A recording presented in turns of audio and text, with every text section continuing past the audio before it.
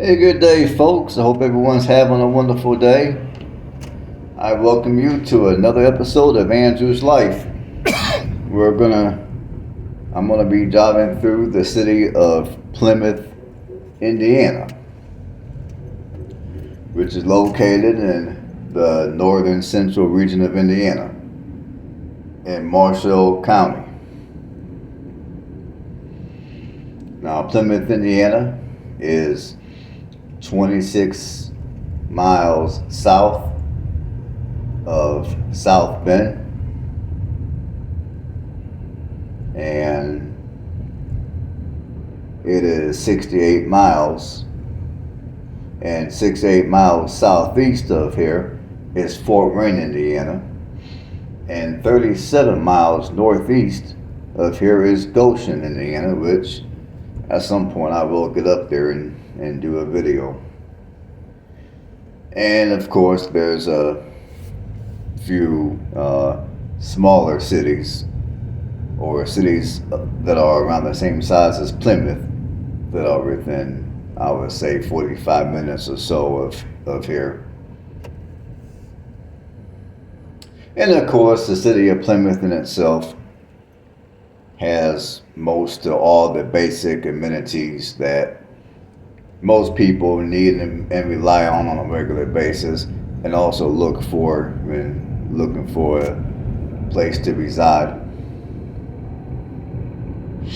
So the population here is currently at 10,214 people, and the population grew by 1.8% as of the 2020 census, up from 10,033 people, which was the population here back during the 2010 census. And just for a little bit of history about this city, I'm just going to give you just a brief history about the city. Now, Plymouth was founded in 1835 by William Polk. The city was named after Plymouth, Massachusetts. I'm assuming that's where he was from.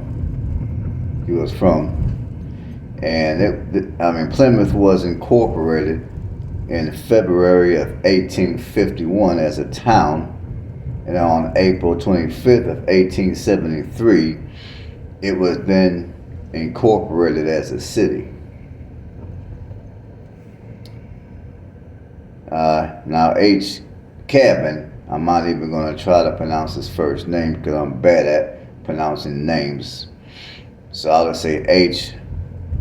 Carbon, I'm sorry, the C-A. Yeah, H. Carbon was the city's first mayor.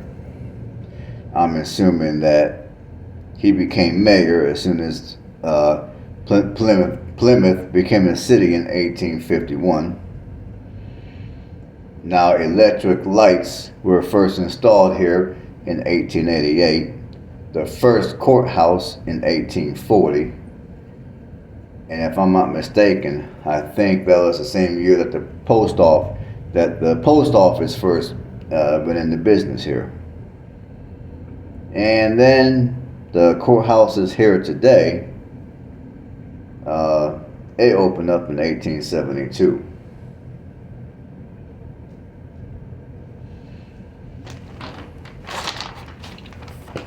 Now, Plymouth, Indiana, and I know somebody who's watching this is going to leave a comment below letting me know I don't know what I'm talking about.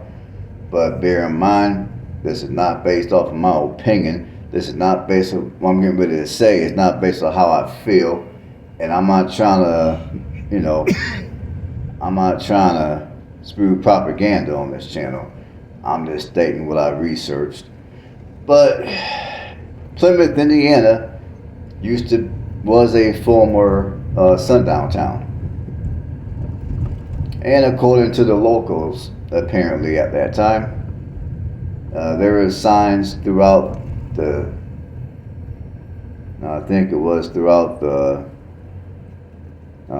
north side of the city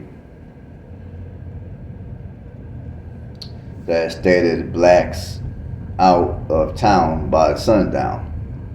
And apparently there's another sign saying something along the lines of non-residents out of town by 9 o'clock at night. Now, I'm not sure what the significance of that sign was, the second one, but apparently those were the two signs that were posted here in Plymouth.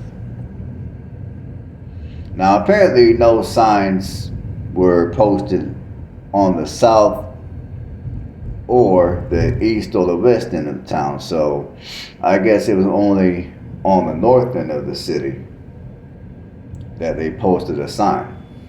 Now, when I first read that, I was pondering, okay, well, what's the significance of that? Who cares? But then when I got to thinking, you go north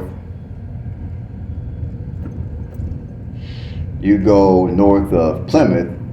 North of Plymouth is going to be South Bend. And South Bend has always had a sizable black population.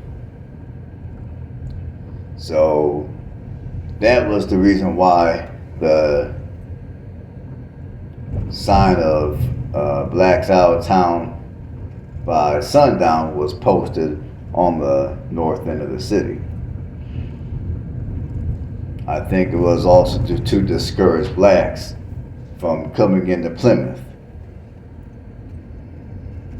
And now that I think about it, it all makes sense of why they posted a sign on that side of town only. Because you go to the south end or the east or the west end of Plymouth, the cities that were around there didn't have any black residents at that time. So it all makes sense. And the sign remained there until the Fair Housing Act of 1968 was passed.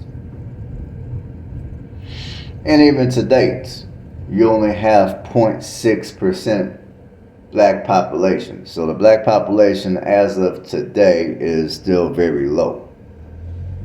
Now, when I drove through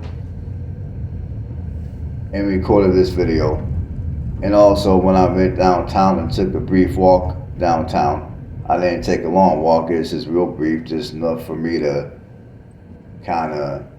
after being in my vehicle all day recording this video, I needed to take a walk, so I took a short walk around the downtown area. And the downtown area, in my opinion, is fairly nice. It was on a Saturday when I recorded this, and as you guys will see later, the downtown area was fairly crowded, fair amount of traffic. And I didn't have any issues with anybody. No one gave me any problems. I just walked and did my thing and no issues. I know sometimes when I mention sundown town, a lot of people who are, I'll just say, minority might ask me if they think it would be a good place to live today. Now, and later on in the video, I will give out some racial demographics, and I guess you can use that piece of information to help make a sound decision on whether or not you want to live in a city. Now, as I said before, just because the population of a specific race might be low doesn't necessarily mean that it's going to be a bad place for that particular ethnicity or race of people to reside, as I've said before. So, anyways, as far as the economy is concerned here, the economy here is primarily manufacturing. That seems to be the largest economy here, is manufacturing. And some of the companies that are here, you got Hoosier Racing Tire, you got Zentus, you got Osis Lifestyle, you got Pregis Innovation Packaging, Pregis, I think is how you pronounce it. Then you got Pretzels Incorporated, along with Max Corporation. So those are some of the larger companies probably some of the larger employers as well that are here in Plymouth, Indiana.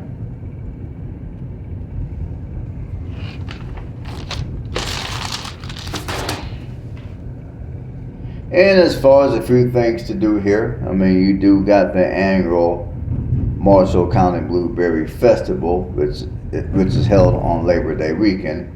It's a 4-day event. You got a total of 9 parks throughout the city. Centennial Park being the largest park, and that park has everything under the sun that you can think of when it comes to outdoor activities. I mean, obviously they got a playground, they got hiking trails. I believe they even have an area where people can go and camp. And they got golf courses, they got basketball courts, tennis courts. They have all the works of a larger park. And then, you know, of course, you also have the river. You got River Park Square, which is the newest park in the city that opened in 2014. It's located by downtown. That has a stage, a splash pad, and also you got the Plymouth Saturdays Farmers Market, which is, I'm assuming they use the stage of this park to have the farmers market there. In the farmers market, they have it from May to October, every Saturday. And there's also the Yellow River Festival, the Latino Festival, and Mayor's Month of Music on Fridays that are held during the month of August. Now, when it comes to the racial demographics, you got 71.5% white, you got 25.5% Hispanic. Those are the 2 largest racial demographics in the city. And when it comes to the crime here is not bad. I mean, your violent crime is below national average. Your property crime is sitting at about national average, which is very impressive when it comes to crime. And if you're looking to rents here, your median rent prices are going from $700 to $1,630 a month. If you're looking to purchase here, your median home price is sitting at $188,000. And right now, the cheapest house you're going to find is going to be priced at $130,000. And then the prices rapidly will go up from there. So, and as far as what I think about the city, I mean, again, I don't have anything bad to say about the city. I mean, yeah, it had a negative past, but so did most of the country in that regard. But as it stands today, I would say if anyone, regardless of ethnicity, wanted to reside here, as I tell you guys on a regular basis here on this channel, you know, just come here and do your own due diligence. Talk to the locals. Whatever neighborhood that you think you're going to be living in, check out that area thoroughly during the day, at night, all that fun stuff. Now, I will say, at least according to the data, the crime here the crime here is low. And just also, I mean, just also according to what I saw during my drive around this city as I was recording this video. I mean, there's no parts of town to where I would be like, this is the hood. I can tell this the hood, stay away. I mean, fortunately, I did not see an area anywhere in this city that resembled what I would consider to be the hood. So yeah, I would say this could be a very good city to reside in. I mean, it appears to be quiet. It appears to be safe. And as far as larger cities are concerned, I mean, you're not far from South Bend. And if South Bend doesn't have what you're looking for, then you can always drive. Let's see here.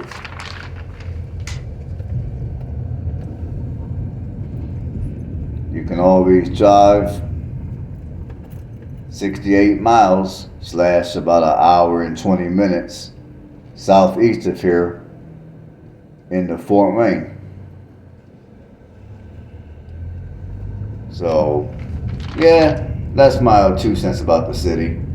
Now, for those of you that are familiar with this city, I would love for you guys to chime in below. Let me know what's going on here. Good, whether it be good, whether it be bad, whatever. Holler at me in the comment section. Alright, folks. Hopefully you guys got something out of this commentary. I'm going to let you guys enjoy the remaining part of the video. So, as always, I thank every last one of you for tuning in to another episode of Andrew's Life. And stay blessed. Stay strong.